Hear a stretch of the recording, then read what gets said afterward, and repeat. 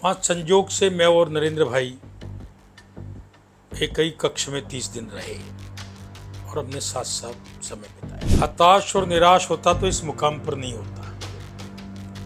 मेरी 50 साल से अधिक की सामाजिक और राजनीतिक जीवन की यात्रा है। नमस्ते, मेरे साथ मौजूद है भारतीय जनता पार्टी से भीलवाड़ा लोकसभा प्रत्याशी दामोदर अग्रवाल। आपका न्यूज़ 18 पर बहुत बहुत स्वागत है। धन्यवाद। आप जीत के प्रति कितने आश्वस्त हैं? 100%।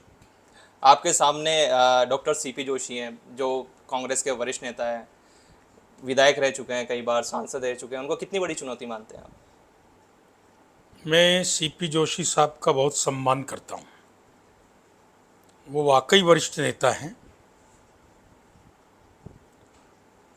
चुनौती जैसी बात बहुत गंभीर नहीं है।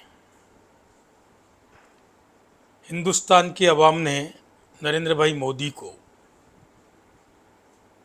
सांस्कृतिक उन्नयन, गरीब कल्याण और विकसित भारत के संकल्प के साथ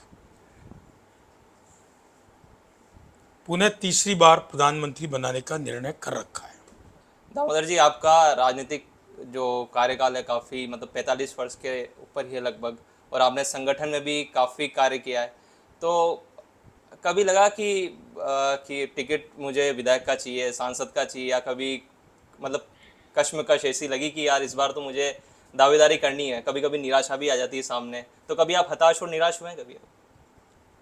हताश और निराश होता तो इस मुकाम पर नहीं होता।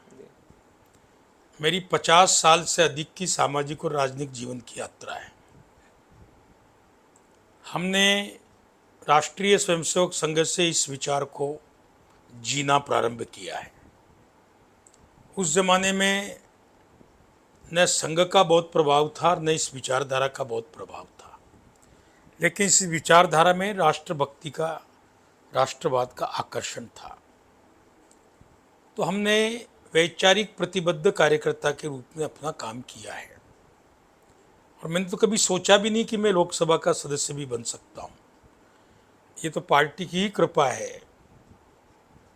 शीर्ष नेतृत्व का ही मेरे ऊपर आशीर्वाद है, और मैं उनका धन्यवाद ज्ञापित करता हूँ कि मेरे जैसे एक सामान्य कार्यकर्ता को लोकसभा का उन्होंने टिकट दिया। आपने राष्ट्रीय स्वयंसेवक संघ की बात की है, तो जब मैं भिलवाड़ा था तो मैंने ऐसा सुना था कि आपने मोदी जी के साथ भी समय बिताया है।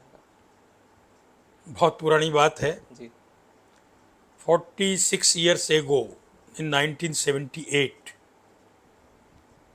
आरएसएस का एक कैंप होता है, 3rd ईयर ओटीसी बोलते हैं, नागपुर में होता पूरे देश का। वहाँ संजोग से मैं और नरेंद्र भाई एक ही कक्ष में 30 दिन रहे और अपने साथ साथ समय बिताया। आप राजस्थान के प्रदेश महामंत्री भी है संगठन में, तो इस बार देश के अंदर लग रहा है कि अब की बार 400 पार। राजस्थान में आप कितनी सीटें एक्सपेक्टेड कर रहे हैं?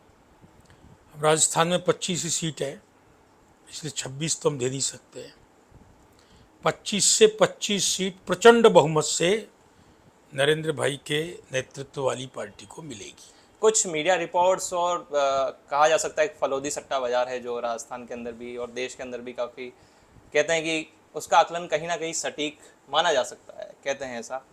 तो उसके अंदर राजस्थान के अंदर 23 सीटें दिखा रहा है भारतीय जनता पार्टी की। अभी चुनाव शुरू हुआ है, चुनाव की रंगत जमने दो। जूं जूं चुनाव की मतदान की तारीख नज़दीक आती जाएगी, सट्टा बाजार को भी 25 से 25 दिखानी पड़ेगी। जी। एक और जो अभी मौजूदा एमपी है सुभाष बहड़िया, आखिर उनकी जीत भी लगभग 6 लाख से ज़्यादा की हुई थी। ऐसा क्या कारण रहा कि इस बार उनको टिकट नहीं मिला? ये तो नेतृत्व बता सकता है, परंतु पार्टी ने उनको 4 बार लोकसभा और 1 बार विधानसभा का टिकट दिया है। उन्होंने बहुत अच्छी, बहुत लंबी पारी खेली है। इस बार पार्टी ने मुझे अवसर दिया। यही तो अंतर है भाजपा और कांग्रेस में। वहाँ नेता कौंख से पैदा होते हैं, आजन्म रहते हैं, मृत्यु पर्यंत रहते हैं। यहाँ पार्टी आवश्यकता अनुसार परिवर्तन कर देती है। हो सकता है उनकी कोई और बड़ी भूमिका पार्टी ने सोच रखी हो, और आप ज़्यादा चिंता नहीं करें। जी। ये चुनाव हम पार्टी अध्यक्ष प्रशांत मेवाड़ा के नेतृत्व में और हमारे सांसद माननीय सुभाष बेड़िया जी के सानिध्य में एक मुखी होकर पूरी ताकत के साथ लड़ेंगे और 2019 के भीलवाड़ा के परिणाम को, उसके रिकॉर्ड को हमारी पार्टी इस बार तोड़ेगी। देश के अंदर मोदी जी या जो भारतीय जनता पार्टी की सरकार है, जो उनके मैनिफेस्टो में जितने भी काम थे, चाहे राम मंदिर हो, 370 हो, सीए हो, तो उन्होंने लगभग हर कार्य को पूरा कर ही दिया है। भीलवाड़ा की जनता के लिए आपका मैनिफेस्टो क्या है? भीलवाड़ा की जनता के लिए मेरे दिमाग में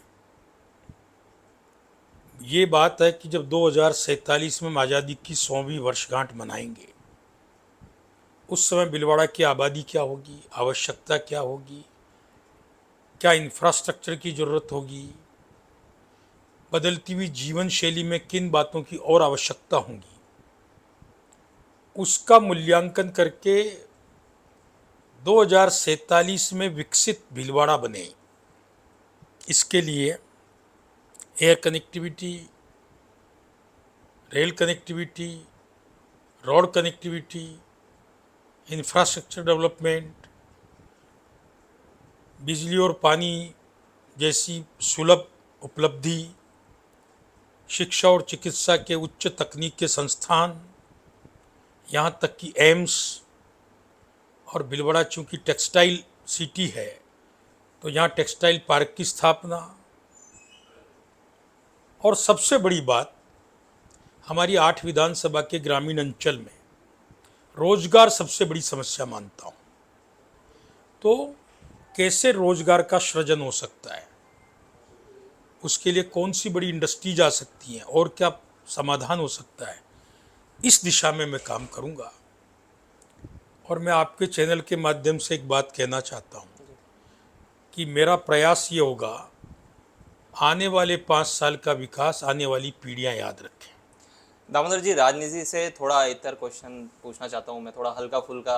अभी राजनीति आप काफ़ी भागादौड़ कर रहे हैं, तो इतने व्यस्त जो आपका स्केड्यूल है, उसके अंदर आप अपने आप को कूल और काम कैसे रखते हैं, मतलब शांत एकदम? क्योंकि काफ़ी लोग आपसे मिलने आते हैं, मतलब आपका बहुत हेक्टिक स्केड्यूल होता है, उसके बाद अपने आप को कूल रखना, काम रखना है, कैसे हो पाता है?